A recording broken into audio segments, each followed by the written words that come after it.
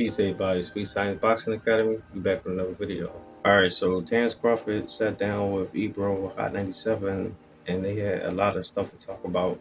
And one of those conversations was himself versus a potential fight with superstar boxer in the lightweight division that holds the WBA regular title, Gervonta Tank Davis. Now, they asked, would Terence ever fight Gervonta Tank Davis?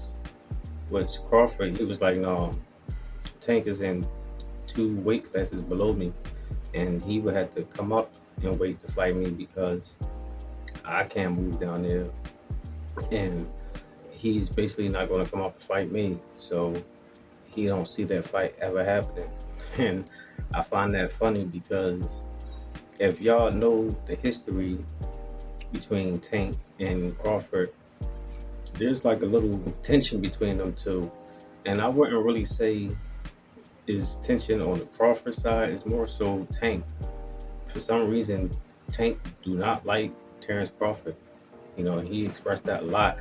You know, even with the build up with the Earl Spence fight, he was saying like how Terence Crawford got a glass shield and Earl was just going to run right through him. But we see how that all turned out, which Tank expressed his feelings, saying that he was hurt about it from the Tank team. They came out and said something about it, which I'm gonna, talk about more in depth in this video. But Tank said at one point that he would knock out Terence Crawford. It would take him about 6 or 7 rounds, and he would stop Terence. And I remember an interview with Calvin Ford when he was asking him a potential fight between Tank and Terence Crawford. And Coach Calvin basically said, look, this weight class is for a reason, and I respect the weight classes. And that was him pretty much saying, we not going up there messing with that boy. Like, are you crazy? Are you kidding me? Like, Tank, he's strong, he's good, but that's Terence Crawford you talking about. Now, after what Terence Crawford did to Earl Spence, y'all really think that Tank will move up and wait to fight Terence? I mean, because he will move up to fight Keith Thurman. They already called him out. Although Tank was talking about, y'all think I'm Superman and all that stuff, but you said you will knock him out. Not only you, but Floyd Mayweather and Leonard Ellerbe. This was something that was co-signed like 2 or 3 years ago, saying that Keith Thurman is too small for Tank, which I kind of think so now too, being as though that Keith Thurman fought a common opponent, which is Mario Barrios, and Mario Barrios was just towering over Keith.